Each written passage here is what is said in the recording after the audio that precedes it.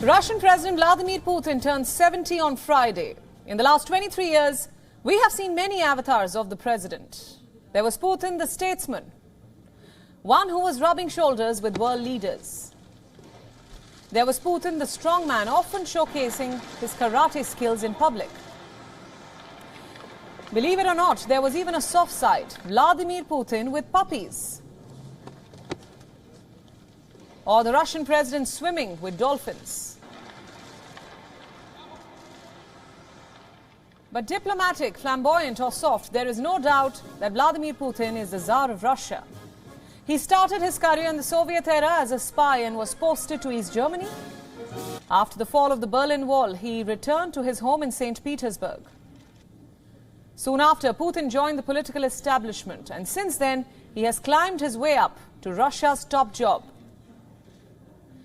He was appointed the Prime Minister of Russia under President Boris Yeltsin. He got the job despite a strong opposition from Yeltsin's rivals and supporters. In fact, when Yeltsin resigned in 1999, he suddenly became president. The announcement was made in Yeltsin's New Year address. Even Putin's wife learned about it from television. And that is how secretive the plan was. A year later, he defeated two contenders in an election, securing the presidency for himself. Since then, he has shown no signs of slowing down. Putin's image as a powerful leader drives his grip on power. He has been credited for pulling Russia out of an economic crisis, especially after the collapse of the Soviet Union. Putin turned 70 amid congratulations from subordinates, but the leader enters a new year facing the biggest challenge of his rule, the war in Ukraine. The war has forced Putin to burn through vast amounts of political, diplomatic and military capital. 7 months into the invasion, Russia has suffered huge losses, especially in men and equipment.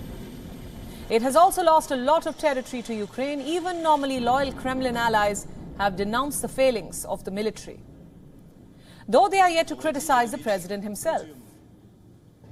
At 70, Putin stands isolated and heavily sanctioned by the West, a far cry from the turn of the millennium.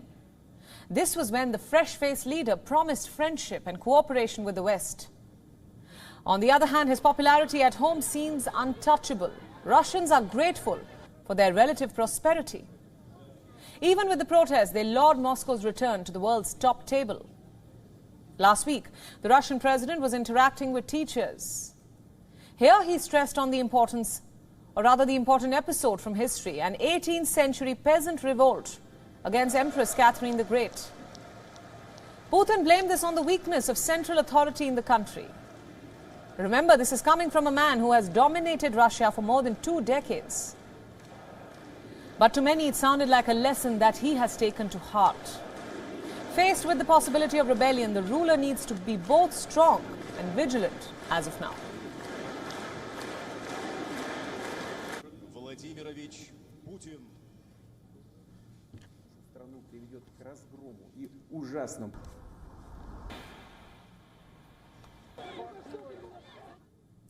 And joining us now live on this broadcast is Fred Weir. He's a Russian affairs expert who's live with us from Moscow. Fred, welcome to the broadcast. Now, as we look back at Putin's legacy, so to speak, in your view, has the Ukraine war gamble paid off for Putin, or was it in fact a miscalculation? Well, first of all, I think it is necessary to point out that Putin is one of the longest serving and most successful Russian leaders in all 1,000 years of history. I'm not saying that to praise him, but it's just the fact that he inherited a country that was on the verge of bankruptcy and collapse, and within a few years turned it around. High oil prices might have helped, but his policies, his instincts, political instincts, seem to have been what Russia needed at the time. And even his gambles, for instance, when he launched the army into Georgia in 2008, or annexed Crimea in 2014, seem to have paid off for him. And that is what accounts for his ongoing high popularity, and perhaps also for his mindset, which led him to invade Ukraine and think that that would be a feasible project. He's certainly burning through a lot of his political capital in doing that, and his very legacy is now up in the air. It depends on how this thing turns out in Ukraine, and it isn't looking good at the moment. So I think we have to hold that question in abeyance.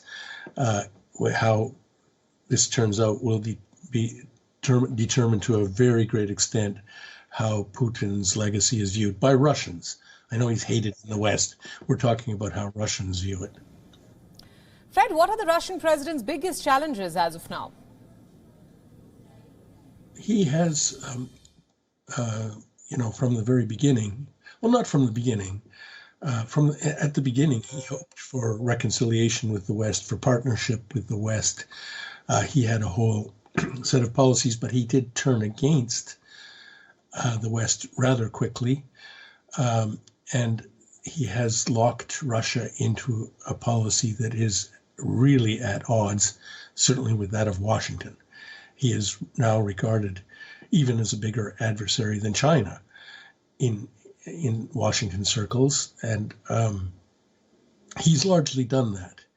The things that he did, the words, the speeches that he gave, increasingly paint Russia as a different kind of civilization from the West, and show that there is no way back, at least as long as he's president, no way back. So that making that work for Russia, I guess, if it can work, is his biggest challenge right now. So far, it does seem like a majority of Russians are on board with him still. Whatever polling we have, whatever soundings you can take, suggests that Russians are still on this journey with him. But it's getting harder and harder, and the world is like closer to World War III than it's been in 60 years. And that's partly because of this situation of which Putin is the primary author. Right, Fred, just a final question there. The anti-West front, how tenable is that in your view? It depends. Even on the next couple of weeks, if the Russian front line collapses under all these blows it's suffering from the Ukrainian offensives, that will be a very decisive thing. It doesn't.